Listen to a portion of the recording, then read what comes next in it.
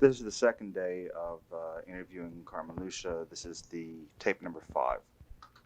Okay, you wanted to say about things you said on the tape yesterday that you wanted to correct or modify. Well, I have a feeling that I was trying to build myself up unconsciously, I guess, or maybe it's become a habit now, that I wasn't giving due credit to the work that was being done by my colleagues. It's true that I was in charge of most of the areas. Well, in fact, all the areas that I mentioned, I was in charge. But I failed to mention people who did some very fine work in the various situations I was in. And I was appalled last night when I kept reviewing in my own mind what I had said, that there was very seldom a time I ever mentioned any of these people. For instance, there was John Coolish. We had quite a staff in Texas at one time. We Let's get the augmented. spelling in. Coolish. Kuliesz. He later became a vice president, but he wasn't a vice president at the time. And this was hat work. Well, he was from the Hatters Union. He was from Danbury, Connecticut. And he came over to help in the resistol because when we started to organize the resistol in Longview, it was a batch shop where they make the bodies, and that's where he was trained. He knew all about that kind of work. What amused me is that he was appalled that most of the work now is being done by women, so they can't do it. They can't lift those wet bodies. They weigh a ton. Well, I said, you want to see them? So I brought him in the shop and showed him how they girls these wet bodies. I don't really know how they picked them up. You know, they're very, very heavy. They're full of water. And they pick up hundreds of bodies and little bitsy of girls, maybe 5'2" or something, weighing 98 pounds or something. Well, anyway, the Hatters were of the opinion that nobody could make hats in the South. And when they heard that he was moving from New Jersey to Longview, they didn't predict a long life for him. But John was excellent because he couldn't understand the Southern people. They couldn't understand the damn Yankee because he had a real Yankee brogue. And I, by that time, had gotten used to the Southern accent. And it was amusing. They liked him very, very much. And he was very personable. And he's a hard worker, but he hated to be away from home. And he got sick in a short period of time. He actually lost about 20 pounds. I had to call Alex up and tell him, take him away. The man is losing his health. With Alex? Alex at the time. 57 of us it was. 57. And so he took him away for a short while, and then things began to patch. But yeah, I said, no, don't be a damn fool like me. I said, you make your deal beforehand. I told him how to make a stipulation that he has to go home every month for a period of time, because they never would let me go home. They said I didn't have a husband. I had a child, but you know, the child didn't cut. And so I arranged that he make his own, plead his own case, and he did. We got worked very nicely, and he kept coming back and forth, you know. Then we had Carl Otto, who became active later on after Corsicana was organized. He helped. He was on the team. Then we got help from the AFL-CIO. They sent some of their organizers by the name of Sarge Kinsley from, I think he was from Fort Worth. Kinsley? Kinsley, Kintley.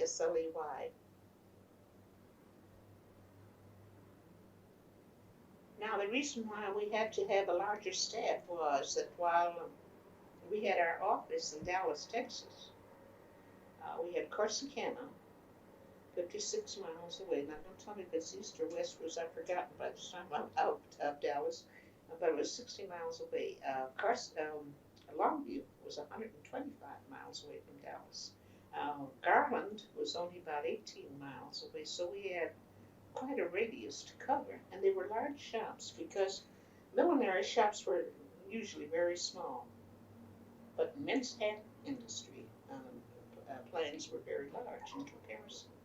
So we had about 600, 1,200, about 1,500 that That's a lot of cat workers for the area, maybe more than that at the time, about 2,000 altogether, between Texas Miller and the others. Okay. I think we've got from what we did yesterday, I know the chronology is still a little bit weak. Let me go over where I think we are at that. You went to Atlanta in 1940, and you were in Atlanta from 40 to 56, you said? Yeah, but while I was in Atlanta, I was going to Greenville, Alabama, I was loaned out to everybody who had trouble, so I wasn't always, there wasn't enough work for me in Atlanta.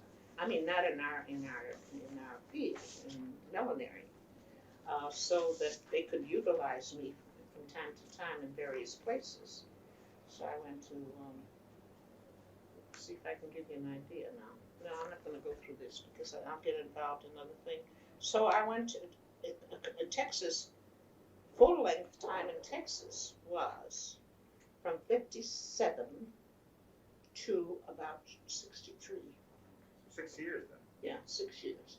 But I had been in Corsicana, and I had been in Garland, in 1937, 38, whatever period of time. So I kept going there.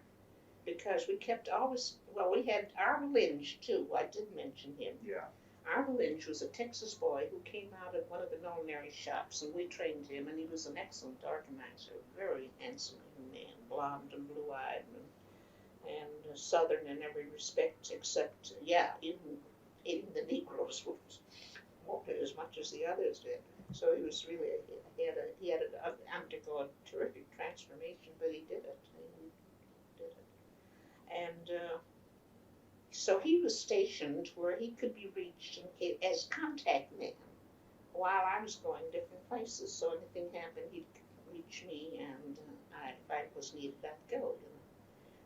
So when that's how we got wind of the fact that in Garland, the people in Ralnick wanted a union, threw in. He already had about 15 members by the time I got there, and then he and I worked on going. See, one of the things that the needle trades is famous about. That's Bioralnick? Is that the, the company? The company, Bioralnick. You know how that's spelled? BYERROLNICK. That's the strike in 1939. We had. I said they had only a pickle factory there. The only job there was a little pickle factory.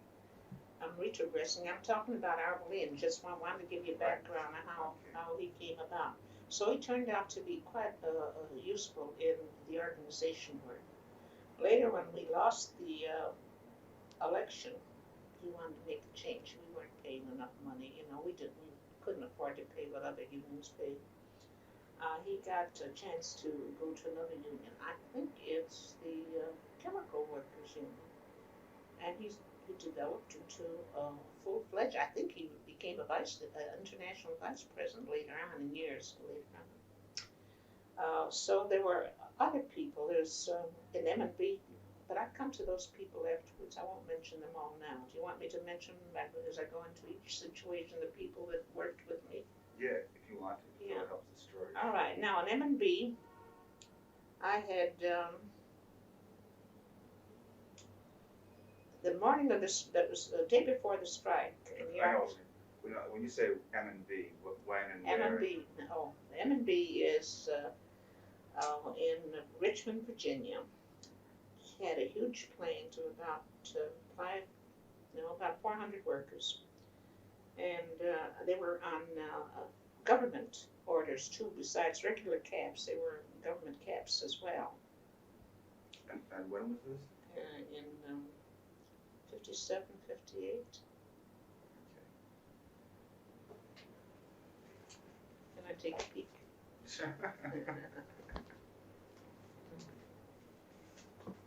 think I marked it. M&B. Didn't leave enough space to even know what I was doing.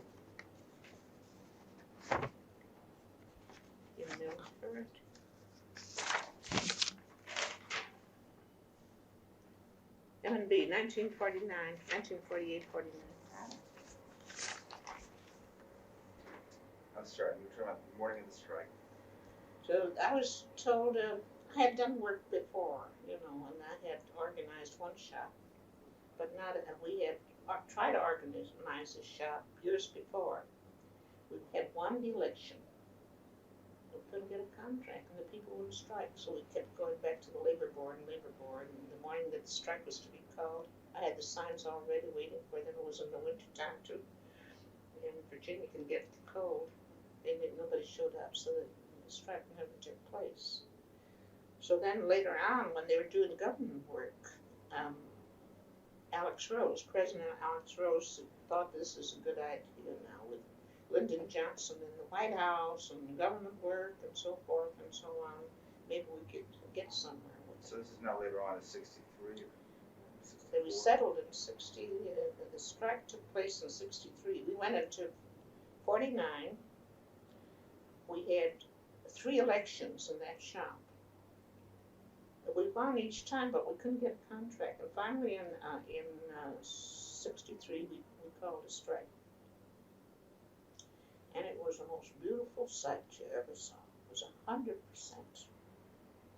strike the first morning. And we had a picket line all around the building, you know, and the police were there on horseback, and the company was there with snapping pictures, and I pulled some of the girls, and listen, Helen, you told me you wouldn't go in, and the boss would come out and pull her other arm and say, now don't listen to this lady, she's going to get you in trouble. It really was something. And anyway, we got them all in, with the exception of about 2 or 3. Now remember, this is 90% of them were black. The 10% were white. We were very weak, but we managed to pull. At least the first day we had all the white people out, because some of them were afraid. The second day, then they began to go back, but we didn't lose too many. And but I was ill prepared, as I told you yesterday, and disappointed that the colored people didn't feel the impact of the civil rights movement at a time like this. We got leaflets out for them. We passed them. We went and passed them as they were coming into work. Went to see the NAACP, and talking about the scabs. yeah, the scabs. Yeah, there's very little violence on our picket line there. So I didn't encourage it because I knew that. In fact, the boys that came from New York, we had a staff meeting, and they said it was, what are you letting them go in for? You're singing to them. I said, now listen, boys, you're not in New York. You're in the South. And well, they swore that the next day they were going. I said, you get fresh the next day on the line, and you're going to get an injunction slapped on you. We'll have only about 3 people at the door. That's what's going to happen. Well, they knew better. So they started to be a little rough the next morning. It was only the beginning, and sure enough, we got an injunction served on us. Luckily, we had a judge who was very sympathetic. When our lawyer was trying to tell him that I was very radical and that I went even to the NAACP, he says, well, what's wrong about her going to appeal to anybody for help, even if it is black people? After all, she's representing black people. So he had to cut that out. Anyway, with the injunction, he said, well, we're going to limit it. You can't have it all around the factory. You have to, but you know, we did for a couple of days, and then we were back again too. But then we had to separate the pickets when we had regular picket lines, regular shifts. Each one was given their period of time. And luckily, we found across the street, diagonally across the street, a restaurant that was almost going out of business, that had chairs and music box and everything. So we rented the whole thing with them, and they kept going back and forth. And we fed them. We had a soup kitchen. But that lasted. Now that was called on July I think it was July the 4th. The week of July the 4th was their regular vacation, and they didn't go back. So, it couldn't have been because they were working, and we stopped them. They had gone back after their vacation period. We didn't want them to lose their vacation period. That was it. And they went back right after the vacation, but it was understood that we would So the Sunday before, we had a mass meeting, and we met with all the people. We had a tremendous turnout, and it looked very good. And so we hired, or the ILG lent us the use of their hall free of charge. And every day we'd have a meeting, every single day, talk to them. I'd always get up and say, I don't have a thing to say. It took me an hour to tell them I didn't have a thing to say, because you had to keep the spirit alive all the time. And then by the, let's see, that was in July, by September, in the meantime, under the Virginia law, they had the right to work law. And conditions were very bad in Virginia. Wages were low, and the resistance to unions was the same as anywhere else in the South. But at least they didn't try any violence there, the employers, like they did in Winchester and different places. And so about the middle of September, I was notified by the office that we'd have to cut down on the amount of pickets. We were paying them $20 a week. That was a lot of money. And 300 people, plus the extras, there's always extras. And Alex said we just can't continue. We're taxing all our locals, and they're getting, tired of being taxed left and right. So I said, on the morning of the strike, I said, our secretary, treasurer, our international secretary treasurer, Al Smoke, told them that we're going to keep this up until hell freezes over, and we see that no one will suffer as a result. I said, I'm not going to be the one to tell them we're cutting it off. I don't think it's my place to. I'm not the international treasurer. I don't think I was right. Nobody wanted to do it, it was dirty work. Well, he made a speech, and he said, then he made another mistake. Al came, he made another mistake. He said, but there'll be exceptions. And if there are, I'll let Carmen use her judgment about the exceptions. Well, all the people that didn't get any money were the exceptions. I was hounded, and I almost got hysterical that day. I couldn't make them understand. Listen, he meant in very, very rare cases. Well, mine is rare, theirs is rare. In some instances it was true. Well, anyway, so then later on, they cut again.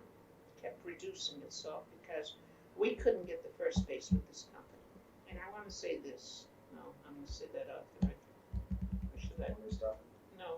Well, yeah, you listen for just a minute. Okay, we're talking about Alex and LBJ. Well, trust me, realizing that LBJ and our international president, Alex Rose, were friends. In fact, LBJ invited Alex Rose. He was the first labor leader to be invited to the White House. That meant that there was a closeness between the two. And I thought, inasmuch as we were we were suffering as a result of the discrimination against our people on government work, that I would ask Alex to intervene, to use his persuasive powers to get some help from LBJ and the quartermaster in Philadelphia and all that sort of thing. And I call Alex up and I explain this to him. He says, I'm sorry, Carmen, but I'm not going to have asked for any favors. It's true that we are friends and I admire LBJ a lot, but I'm not going to use my personal relationship with him. And I did say, well, I don't know what good it is to know a president if you can't use him. And then I heard that there was a bookbinder, Mr. Bookbinder from the Amalgamated, that used to be the right-hand man of somebody in the White House. I don't remember. And I called him. You know what he said? He said, what are you calling me for? Why don't you call Alex? He said, well, I didn't dare tell him he wasn't going to. He wasn't going to do it. I tried different people, but I couldn't. Well, the strike, in the meantime, I was suffering with terrible earache. Childhood trouble that I had had in this left ear. Running ear when you were a little girl, and they let it run and so forth. And all through the years, from time to time, he would erupt like a Vesuvius, And got terribly oh, the pain was excruciating, and I kept going to a doctor who didn't know how to treat it.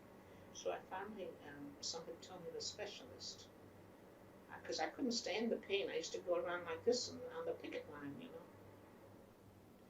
And he looked at it and he said, I think you better go and have it x-rayed. I went and had it x-rayed. I brought back the x-ray. He said, I'd suggest you immediately have an operation. He says, your mastoid bone has been terribly infected and has to be removed. Well, a mastoid operation for a woman my age, you know, was very unusual.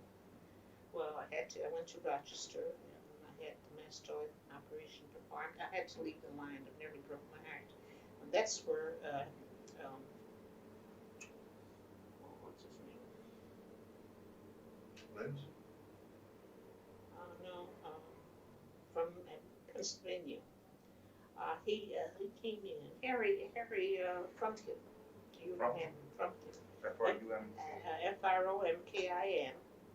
who had been on the picket line all along with us, was put in charge while I was undergoing the operation and I was convalescing.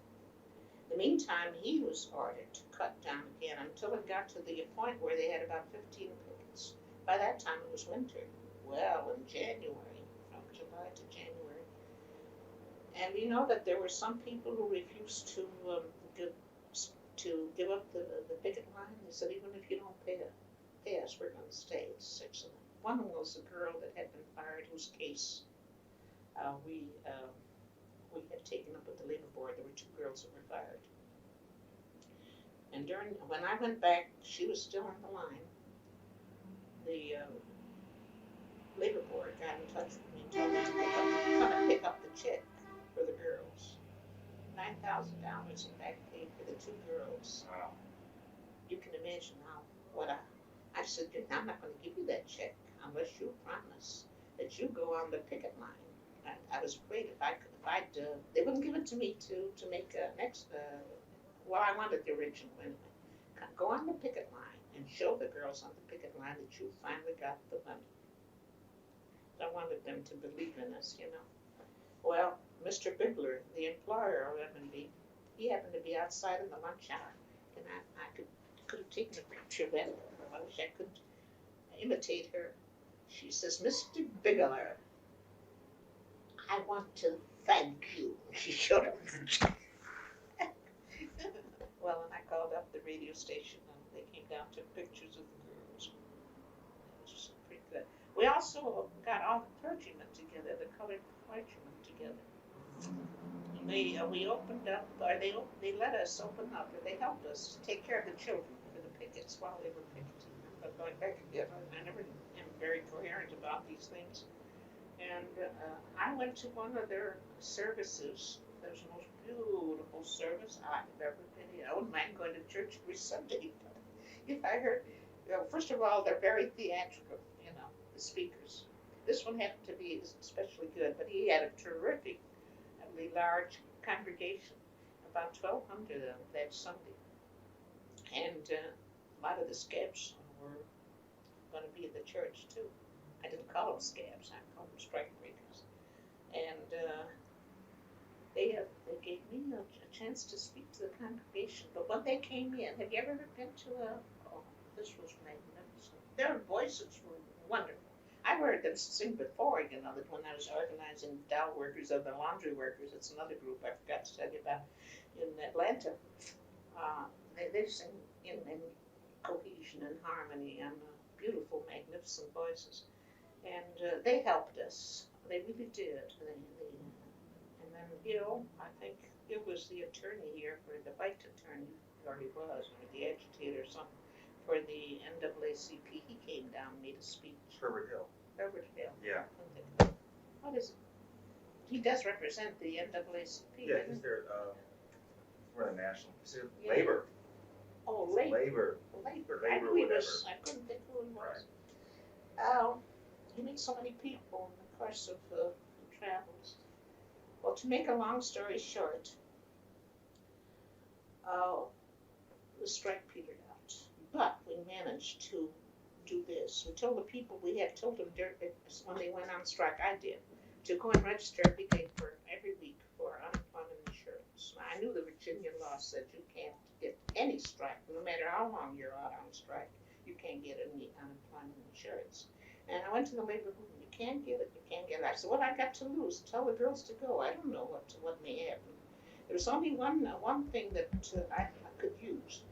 That as soon as they saw that the girls weren't coming back, the company sent a letter saying that you have been replaced as of such, well, of course they said, unless you return by such and such a date, you'll be replaced. And then they sent out another letter, you have been replaced. So I took the position. They might have had a change of heart and they couldn't go back because, anyway, they got, those that took my advice got unemployment insurance, back unemployment insurance. So the labor movement was, I said, well, that's establishing a precedent for you people. Well, then, when it quieted down, I said to the company, thinking that we were weakened, we got, not all, very few of our people went back, about 100. Some of them didn't want to go back. They said, who wants to go back? And then, hello, they'll be nasty, the scabs will be nasty to us. And, we got back about 100 people out of the 400 that went back. And I said, now look, to go back, so you won this fight, because they had to take, those that wanted to go back were given an opportunity by the labor board to respond by such and such a date. Now you go back, even though it's without a contract. And I said, work like hell, tell those scabs so that we can get them to join the union, Because I had a feeling the company would petition for an election, thinking now the union doesn't have a majority anymore, so they did. They petitioned for an election. Well, the campaign started all over again.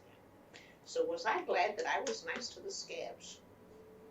Oh yes, you were always nice. I said, I always was nice to you, and I tried very hard. But I said, when you're out like that on the floor, can't blame the girls and son. By that time, they were disgusted with the company. Well, to me, the company never expected that they'd lose that election. But they did. We won. But we didn't get a contract until 65. Negotiating, and it was the lousiest contract you ever could get. One that I was terribly ashamed of, and I was glad my signature wasn't on it.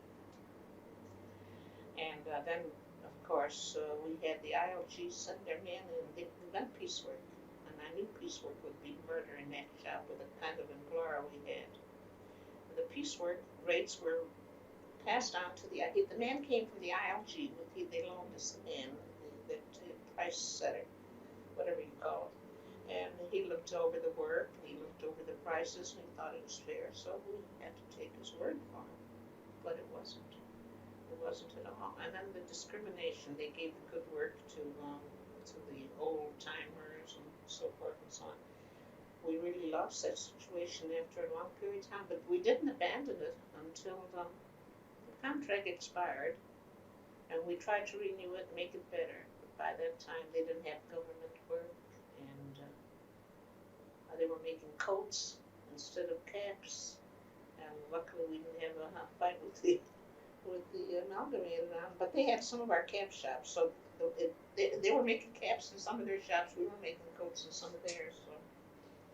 And that's the end of M&B. But M&B started way back in 1939.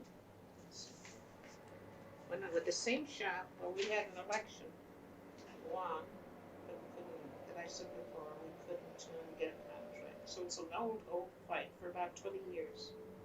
We spent a fortune on that. We never got anything out of it. Their dues were very low, $1.75 a month or something like that. Well, we couldn't what they were making. We're lucky we got that. And that's the extent of M&B. So it's still there and still unorganized? It's still unorganized. The union, as I said, nobody wants to stay in these places. Besides, it costs money too. They don't have the money now to organize. What little is left, they need it for the staff that's still with them. And who wants to go and bury themselves in one of these towns? Oh, Virginia is wonderful. I love Virginia. But when you go to a town like Corsicana or Winchester, Tennessee, or Greenville, Alabama, God help me. That's another story. Now, which one do you want to hear next? I don't think we can go into every one, but take care of. What I would like to do is, first of all, I just want to get the chronology straight about it. So you were located in, you were located in different places, but actually went all over the place. In general, you were in the South, really from 1940 until I left in about 1940. Well, I had been in the South before in Dallas, yeah, in Dallas, So it's very hard. But actually, when I moved to Atlanta, that was my headquarters. And out of the Atlanta headquarters, I went to all these places. By the way, I didn't move out of there for a very short while. The union sold me a bill of goods that I was kicking like hell, but I was being buffeted around like a football. And I said, I think you're being fair. You're putting me in places where it's almost insufferable for a person to be in a neighborhood, in a little town like Greenville, Alabama. There's no place to go, nothing to do with people. All you could do is talk shop to the people you have in the factory. There's nobody else I could talk to.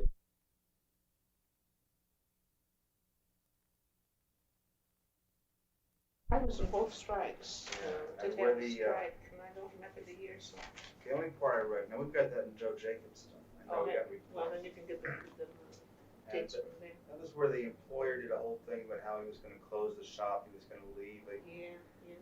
And he didn't mean a word of it. Just a show. No, I think he committed suicide or something happened to the employer. Yeah, I think he committed. Listen, by the way, I off the record. Which one? In Reform, Alabama. Where was I when I got called? I don't even know where it was. I suppose it was somewhere on the road. Oh, I was in Texas. Because Joe Jacobs got a piece of brown paper bag. I don't know whether he talked to you about it, with signatures from the workers of the Wolverine Cap Company. Right. That's hooray! I remember. Wolverine Cap Company, they wanted to be organized. They had heard about him through some other forces. And he called me up right away quick because I came home for the holidays in Atlanta. It was over the Christmas holidays. And he called me and he told me, he said, I got a job for you. I said, the hell you had? Oh, so has Alex. And he told me about it. I said, I'm sorry, Joe, I can't possibly leave the situation that I'm working on now. You better call Alex and find out who you should send. And he did call Alex, and Alex sent Drucker. Drucker from, what was his first name? Drucker from St. Louis to go over. Drucker from St. Louis to look into the situation. And well, what year was this again? When it first started, do you remember? It went on for a long time. I don't have a thing on Reform. I don't know what that's. Well, I think we've got it in the files back. You're supposed to get it because I can't really. Right. I go to so many places. It's pretty hard to remember. See, I don't have clippings on it. That's why I wasn't able to remember. I probably didn't take the time, or I was in such a hurry. But I was there for the length of the strike, and no, I wasn't in that particular strike until the tail end of it. They had help from Dennis Adams, who came from the Rubber Workers Union. And between Drucker and Dennis Adams, they called the strike. And the people were magnificent there. They'd go out on strike in the drop of a hat, They didn't need any urging because the rubber workers, they had husbands and brothers that were in the various unions. And they walked the picket line and they boycotted the town because the town was terribly anti-union, in spite of the rubber workers. So they took their trade every Saturday they'd take the cars and park in front of the car, the stars out there where they usually shop, and get in the car and off they go to a nearby town to do their shopping, which of course hurt the town quite a bit. Well, the boycott was very effective, so the company signed. Now, when the agreement expired, I was there for a very short while there. Make speeches, get acquainted with the girls, and prepare lunches and things like that. Then the second time, when the agreement expired, the company had changed hands. Then this fellow Brown, I think his name was Brown, came in.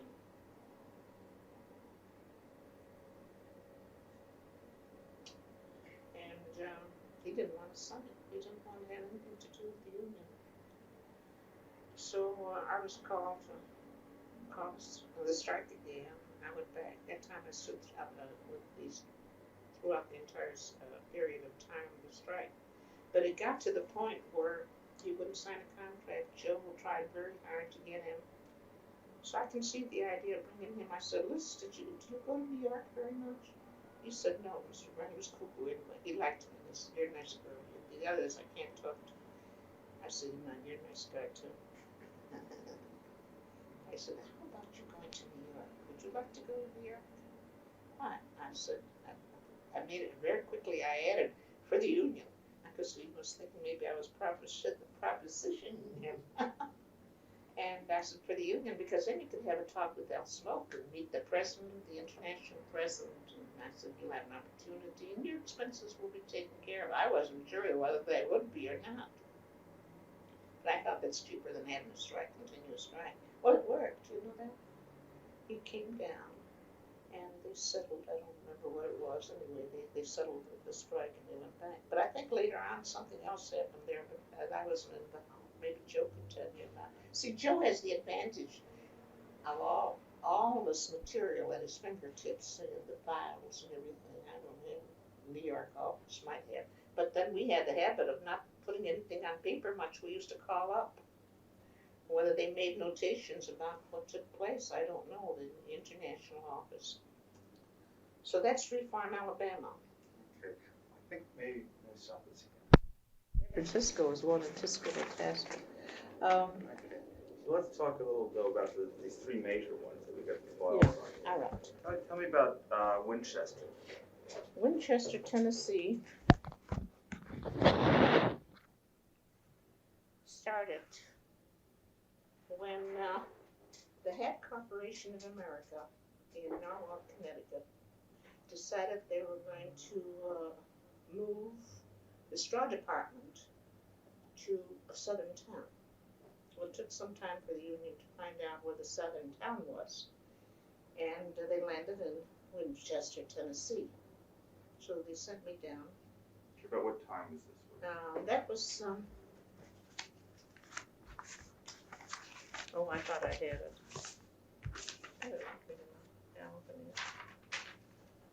Retail clerks, Chicago. I think it's in the 40s somewhere. I'll look it up. In Greenville, 1945-46. So it's just after the war then? Just after the war? Yeah. And I didn't know I didn't know how to go about it. I didn't know what the atmosphere was. So I asked Joe Jacobs if he had any contact with any unions close by. He says, "Yes, I do." He said, in Tullahoma, which was about 15, 20 miles from Winchester, Tennessee, where they were building these tunnels, wind tunnels, the government area. But he had organized, or he had helped in contract work with the Wilson, make the balls, the golf balls. Bill Ball Bearing? Oh, golf balls. Yeah. So he said, "I know one of the men there. I think he's the secretary of that particular union. You go and see him, tell him I sent you, and see if he knows anybody." So, "Oh yes, he knows somebody. He's got a friend. A very good friend." He told me, he says, "I can't tell you he was aggressive because all these people live out in the country. There are no streets, in these little bitsy towns." He said, "Just go and look in the map and see where such and such a little town is, if it's on the map, or ask anybody. So this following morning, I went, and who do you suppose I strike when I go into the home? The wife alone. But she was the sister-in-law of the foreman in the shop, in the head shop. But it happened that their brother and her were sympathetic. She said, "Gee, I wish my husband was here." He said, because he's been pro-union for a long time, but his brother, of course, has a job now, and he hates to stick his neck out, in a farmer fashion. I said, "I'll come back tomorrow. In the meantime, do you know anybody that, give me some names and addresses? And people that you think might. Don't give me people that you might be anti-union, because it's a bad start, And so she said, "Yeah, I got a woman there, friend, very close friend, Robbie McCullum. You probably come across her name sooner or later." Well, Robbie, bless her heart. Oh, she greeted me as though I was a long lost friend, and she lived right opposite the factory, up on a hill. And we became very good friends. She says, "I'll work on the girls. I'll get names and addresses for you. In the meantime, I got some names in the men that you can go and see." And sure enough, I went there on March the 3rd. I think sometime in April. I called Alex up and told him I got a majority of the people. The company didn't even know I was in town until the day that I passed out leaflets and announced that we were going to have a meeting. That's how quiet they kept it to themselves. It was a very good group.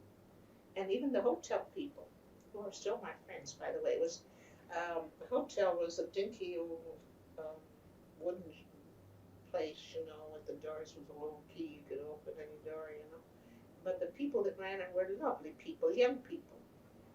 I said I'd appreciate it. She naturally asked me about the kind of work I do. And I'd appreciate if you wouldn't mention it to anybody. Just tell them that I'm making a survey for the government without explaining what it is.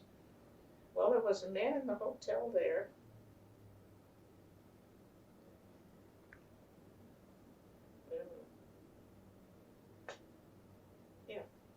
A man in the hotel there who was with the lumber workers in a nearby town. He was a duplex planner. And he was curious. He always was curious as to what I was doing. Government work, what was I doing? Finally the meeting, we had company surveillance that night, and we had tornado warnings, and the people showed up just the same. I thought, this will kill our meeting. Tornadoes are very frequent around that part of the country. And the company sent spies out, and the foreman was around, and the manager, whoever he was there, Marvick. And so I went outside in all the rain. I took the number of the car, and made him. I said, "I'm going to get you in trouble. You're violating the law. Scared the liver out of me." And he came back, and I asked the people to go out and look to see that they would notice that the car was there and that they were surveying the place. Well, anyway, we made terrific inroads, and we decided to hold an election. In the meantime, they were experienced from Norwalk, Connecticut. They thought, "Gee, we're getting away from the Union." Part of it, they intended piecemeal to get away from the Union. So if we strengthen, we got to fight. So here we had a Union contract in Norwalk, Connecticut, and they were fighting us in Winchester, Tennessee. In the meantime, the man who ran the town was a man who had a drugstore. He was Mr. Prince. He wasn't a prince of a man, but his name was Prince. He was a first-class louse. He got the names, the roster of the names from the company. The Chamber of Commerce and he went out every night. I don't know whether I'd go before him or after him, but it seemed we'd bump into each other. They did home visiting just like we did, and then they began to get very disagreeable. I began to get nuisance calls. 2 o'clock in the morning, 3 o'clock in the morning was very, very bad. To get out of town, we don't want people like you. We could do without you, and so forth, and threatening. Well, anyway, the company saw that they weren't getting the first base. They weren't intimidating the people, enough for scaring them. So they decided to close the plant for a couple of weeks to take inventory. It wasn't the reason. A couple of weeks shut down, and the rumor got around. This is only the beginning. The moment the union comes in, they're going to move. They're going to move out of here. So how they can't keep moving because no matter where they're going, we're going. I'll be there ahead of them to greet the people that they're going to hire. And well, we had a luncheon on Robbie's house right opposite the factory. I used to practically live there. She was a godsend to me. I had somebody, at least I could talk to one person, very warm, intelligent. And we had chicken dinner before they go to vote. So I counted the people on that came for the chicken. They were all our members. Can't lose. If everybody eating our chicken, no, we got it made. You know, lo and behold, we lost by 5 votes. 5 people in that audience were dishonest with us, dishonest with themselves. For 5 votes, we lost. So then the plant itself, their contract in Norwalk expired. They were renewing it, and I said, now, before you people sign a contract, use that as a wedge to get back. In the meantime, we filed charges and so forth and so on. And Robbie had been fired in the meantime. Before the strike, she had already been fired. Presumably that her work wasn't any good, although she had been taught to train people to do the work. So she called me that night. She said, I think I'm going to be fired tomorrow. I said, why? Because they're finding fault with my work and tearing all the hat bands and putting them on the tree. They used to call it the rack. They used to call it on the tree. And sure enough, she was fired. So we filed charges. Had her go and register for unemployment insurance. They disqualified her, and I appealed it. And I said that I don't think it's fair to disqualify her when we don't know what the outcome of the case is going to be. So anyway, 2 years later, I think it took almost 2 years, the poor thing went through hell in that town. Even the church people disowned her. Her husband, a good sort of person, had this little country store down at the bottom of the hill opposite the factory, and he used to depend on the hat people to give him some trade. And they all owed him money too, besides. He couldn't make it go, so I said to the union, our international, we owe this family something. We can't penalize both of them. So we did what we could for them. At least they didn't suffer too much. But when the strike was settled and the case came through in the meantime, she was awarded back pay. I think it was close to $3,000. And then she also got her unemployment insurance because they said she had been fired unreasonably in violation of the law. Well, she decided that she's going to build another home with they call it a union home. That's my union home, she said. She built one next door. They had a lot, you know. These people have lots, you know, that would cost a fortune. I think in New York. And she built a beautiful little place, modern home. I wouldn't have minded having it myself, but not in that town. And my union home, but she wasn't happy. She wanted to go back to her old home, but she had lived all her married life. She rented it, and then eventually she sold it. But once she got back to work, they put her back to work. This contract hadn't been signed yet. You know, she went back before the contract was signed. They began to pick on her again.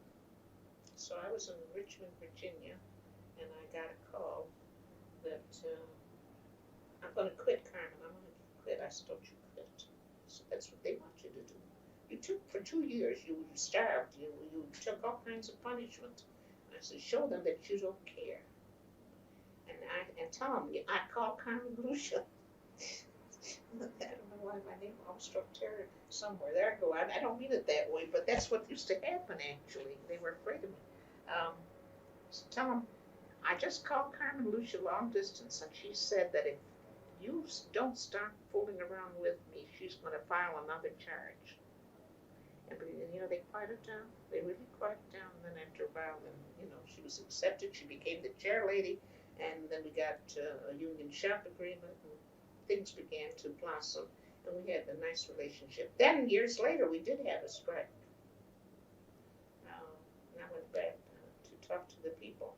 And by that time, it was Mike Smith who was in charge of that area, Winchester, Tennessee. And I was to make a meeting. I was to make a speech to the strikers. And they had built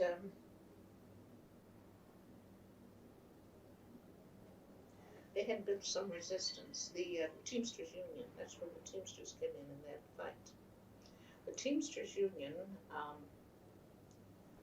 Hoppa his case was being heard at the time in Memphis, Tennessee, if you remember. Right?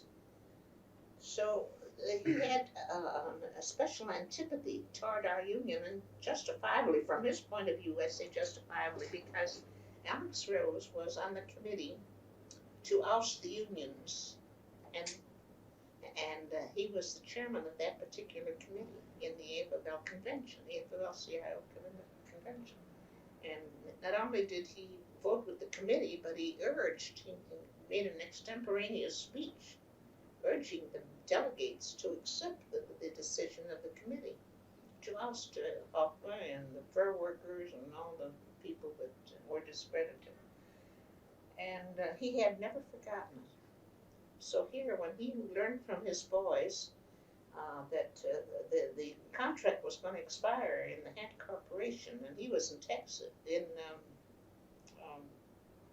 Winchester, in Tennessee, that they ought to do something about it and see if they can't get it. So Smith, for some unknown reason, didn't seem to sense the danger. But Robbie called up. She said, I think the Teamsters are trying to get in, and I can't make Mike believe that the Teamsters are trying to get in. Well, before Mike finally accepted the fact that the Teamsters were in, they already had sufficient evidence to go ahead. And they were holding back because under the law, you have to wait a certain period of time to be able to petition for an election while there's a contract still in effect. Well, this was one time when we worked in collusion with the employer. They didn't want the union. We didn't want the union. But we had radio programs, and we had all kinds of leaflets that went out, and letters the company did at the same time. And we finally won that election, which wasn't surprising considering that it was a double-barrel election. But it could have got rough. They apparently had plenty of money to spend, you know, and had made a lot of promises to people if this union goes through. Oh, when the union said, well, send Carmen. Who knows Winchester better than Carmen? That was the first time in my life I was booed. They had found out that I was going. The hall was so full that we had to put amplifiers outside so that they could hear it from the outside. And when I got up, the Teamsters had sent them down to booming, you know, people that had signed. I was so surprised. It was such a new revelation to me, you know. And I kept on talking. So they were critical, and I said, well, where were you so many years ago when I was faced with, I told them the story about Mr. Prince. I had invited him to a discussion, and he didn't come. He refused to come, and the Chamber of Commerce fighting very bitterly not to have the union and so forth. Well, anyway, so what happened? Sometimes I think I almost gonna get these stories mixed up. Okay. Oh, they had the strike. They won the strike. They got the union recognition, and then finally, years later, they closed up because hatlessness had set in. It had nothing to do with the union. Yes. There is no hat factory there in Winchester, Tennessee. Okay, so that was Winchester. What about Greenville? Greenville was very early in the game. When did our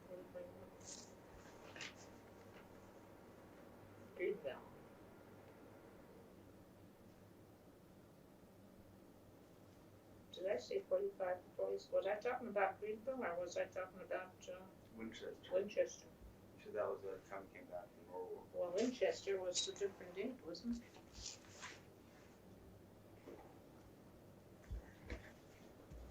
Teamsters Trams 321 in Winchester, May 1967. But wait a minute, that isn't when I went. 55 in Tennessee. That's when you went. Oak Ridge 50. Oh, so it actually started in 52 then. Yeah, it actually started in 52.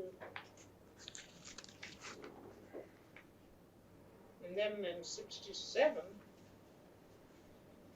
was when the Teamsters came in.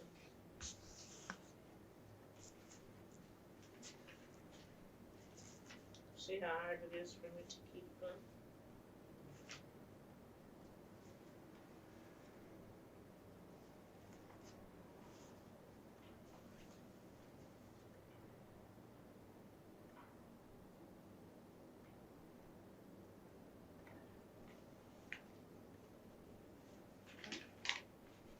That's it, 52. It took that long, and if it wasn't for the strike, I think by the way, there was a very expensive strike for the hatters. I think it cost $1 million or $2 million, I don't know, to keep the thing alive. The company wanted to move. They had made a promise that they'd only move when they first moved the straw department to Winchester. They had made a promise that that was the only thing that was going to move. But then they started to talk about moving another division. That's when the union thought, well, we got to do something to save Norwalk, you know. So they decided to pull strike. It was very successful, but it lasted a long time. There was all kinds of publicity where the AFL-CIO became involved, and it was kind of strike that was very unusual to prevent a company from moving, which was timely because so many of them were moving, but the hatters was carrying the brunt of the fight, you know. So that's why it took so long.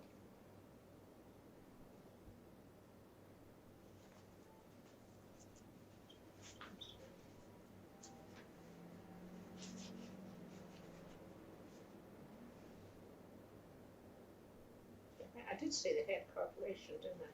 Yeah, I think so. That was the name of the company. Yeah, the head corporation in America. They're the ones that make the Knox and the Dobbs hats. No. Yeah. Profit and Nap. It's known in Norwalk as Profit and Nap. K-N-E. Now, do we think we got enough on Winchester? How about Greenville? Let me look before I do the. Is it 1946, June the 27th, 1946. There's an editorial. Well, let me see, how did I get started in Greenville? I can't remember the hotel was flush with the railroad track. Just flush with the railroad track. And my window, my bedroom window was I could shake hands with the engineer as it rumbled by. It shook the whole building. It was a bitterly anti-union town. Very, very bitter. And I think I mentioned this before. I may have yesterday in talking to you that shut it off so I won't use electricity. About how you got into it. Okay. When I was told that there was a shop in Greenville, Alabama, that was a branch of Amesbury, Massachusetts, which was the Merrimack Hat Company. Right.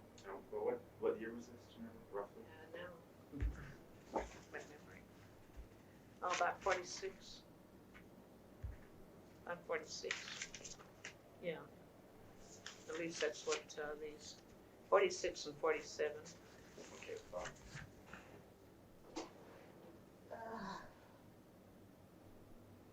And I was at this hotel where the man and woman were so nice to me, and I made it appear. I told them who I was, but I had been promised that they wouldn't reveal my identity. I wasn't ready for it. Wait, is this Greenville or Winchester? I'm getting mixed up again. Right. Getting mixed up again. I'm sorry. Greenville, Alabama. How did I make the contact there? So I can't even remember how I got started. I think I went in front of the shop and followed a few people home, which is generally done. I haven't started around people. I can't really say how it started. Well, we can skip over that. What? Anyway, You made your initial contacts. I made my contact, and inside of a few months, we were able to get some reaction from the company. The first reaction we got was an editorial in the Greenville Advocate, and it was presumably anti-union and stop and think and what would happen if if the union came in and it doesn't help the people and so forth and so on. Then we all had a stake in it, a series of editorials. I had had no experience in the back shop of a union. Oh no, I take that back, I did too.